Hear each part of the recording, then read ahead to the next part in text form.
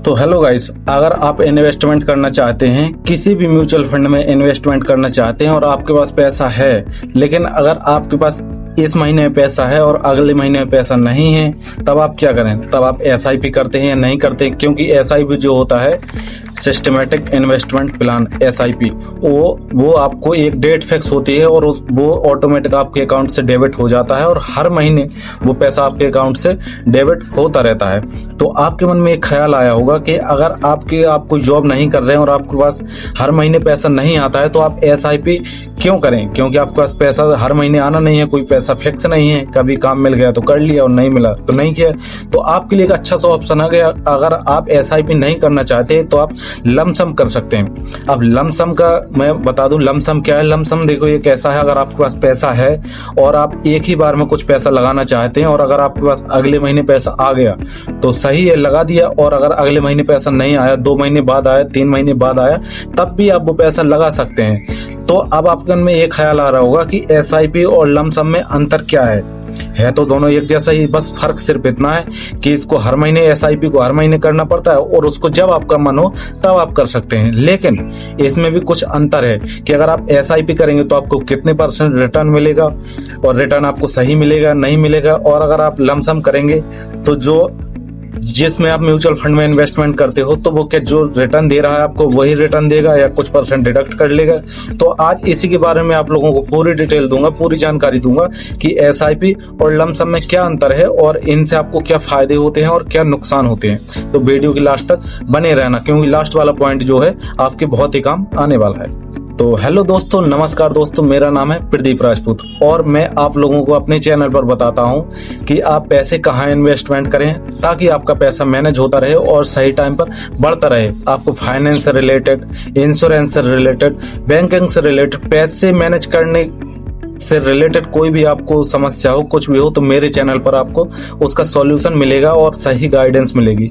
अगर आप पैसा मैनेज करना चाहते हो और पैसा कमाना चाहते हो तो मेरे चैनल को अभी जल्दी से सब्सक्राइब कर लो ताकि सबसे पहले मेरा वीडियो आप तक पहुंच जाए। इसके लिए बेल आइकन जरूर दबा देना। तो चलो अभी वीडियो शुरू करते हैं। तो देखो दोस्तों, पहले बात कर लेते हैं एसआईपी की।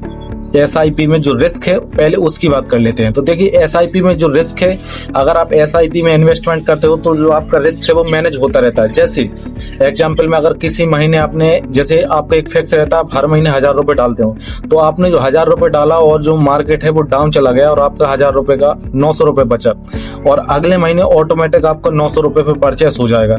तो आपने वो 900 रुपए पे खरीद लिया और जब मार्केट आपका ऊपर होगा तो आपको 100 रुपए, जैसे आपका 900 रुपए का 1000 रुपए हो गया, तो वो आपको मिल जाएगा। जो आपका 900 रुपए हुआ था वो आपको ऑलरेडी प्लस हो जाएगा। तो इसमें ऐसा होता है एसआईपी में कि जब मार्केट डाउन जाता है तो ऑटोमेटिक जो यूनिट है वो आप ऑटोमेटिक डाउन में खरीद लेते हैं, जिससे कि मार्केट ऊपर जाता है तो आपको उसमें ग्रोथ मिलती रहती है। अब यही बात कर लेते हैं लमसम की।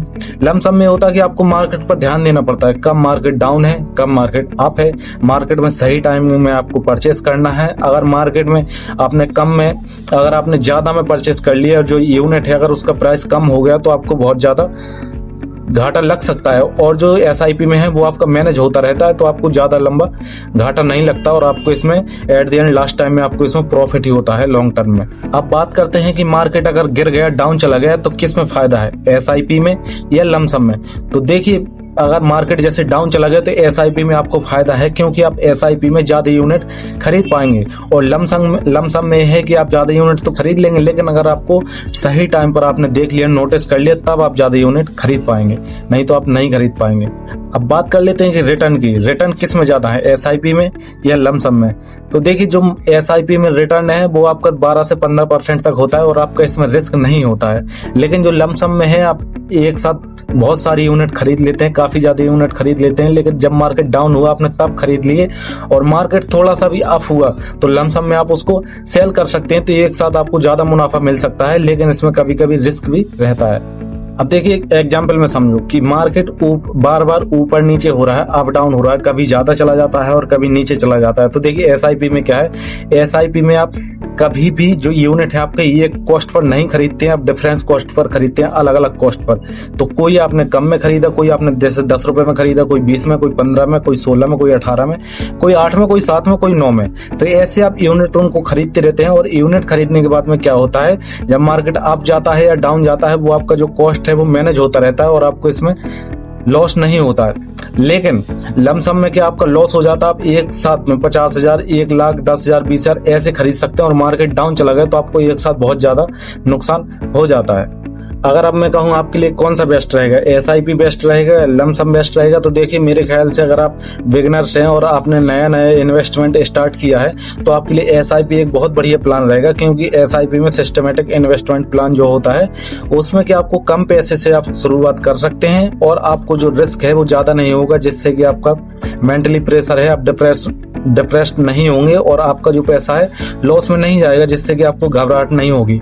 और अगर आपके पास ज्यादा पैसा है, ब्लैक मनी है, आपके पास कहीं से एक साथ बहुत सारा पैसा आ गया है और आप उसको मैनेज करना चाहते हैं, तो आप 1-2 दिन मार्केट को देखिए और जब आपको समझ में आ जाए कि हाँ मार्केट सही है तो किसी भी म्यूचुअल फंड में आप लमसम में डाल दीजिए। और जब भी मार्केट ऊपर जाता है तो आप उसको सेल कर दीजिए। सेल करने के बाद में जो आपका प्रॉफिट है वो आपको मिल जाएगा।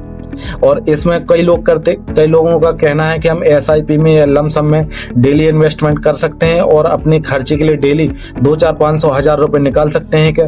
तो नहीं। देखिए SIP जब आप इन्वेस्टमेंट करते हो SIP में तो आपका 24 से 48 घंटे तो आपका क्लियर होने में ही लग जाएगा। आज आपने परचेस किया है और आपके अकाउंट में जो यूनिट डिपॉजिट होंगे वो 24 से 48 घंटे में यूनिट ही डिपॉजिट होंगे, तो 24 से 48 घंटे लग जाएंगे तो आपका डेली तो वैसे ही नहीं बचा।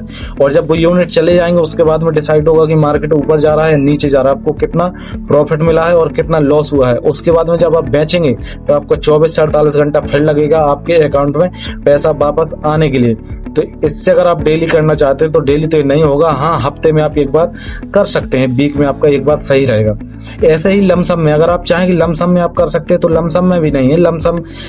लमसम का क्या कोई टाइम फिक्स नहीं है, आप कभी भी कर सकते हैं और कभी भी निकाल सकते हैं। लेकिन जो क्लियर होने में टाइम लगता है और जो क्लियर होने में टाइम आपके अकाउंट में आने में पैसा जो टाइम लगता है वो तो लगेगा ही, लमसम हो या SIP हो।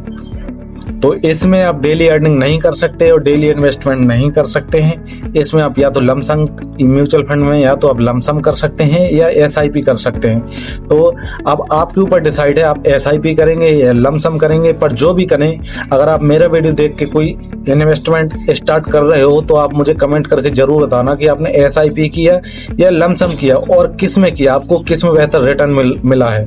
और अगर आप पहले से SIP या लमसम कर रहे हैं तो मुझे कमेंट करके जरूर बताना कि आप कौन से म्यूचुअल फंड में इन्वेस्टमेंट कर रहे हो और आपको साल का कितने % रिटर्न मिल रहा है और आप कितने साल से इन्वेस्टमेंट कर रहे हो। तो आज के लिए ये जानकारी उम्मीद करता हूँ आपको पसंद आई होगी और कुछ आपके काम आई होगी। अगर आप करना चाहते हैं तो आप स्टार्ट कर सकते हैं मेरी तरफ से। आप मार्केट आपके ऊपर डिपेंड है, आप मार्केट में कब डालते हैं और कब निकालते हैं, बस मैं आपको जानकारी ही दे सकता हूँ। और अगर आपको कोई भी जानकारी चाहिए इन्वेस्टमेंट फाइनेंस से रिलेटेड तो आप मुझे कमेंट करके जरूर बता देना, मैं उस पर वीडियो डाल दूंगा और आपका नाम भी ले दूंगा कि ये वीडियो पर्सनली आपके लिए है। ठीक है, बाकी मैं चल रहा हूँ दोस्तों, मिलूंगा अगले वीडियो। तब तक के लिए हंसते रहो, मुस्कुराते रहो और वीडियो को लाइक करो और ज्यादा से ज्यादा शेयर करो। बाकी मैं चलता हूँ, मिलूंगा अगले वीडियो में। तब तक के लिए आप सब लोगों को धन्यवाद।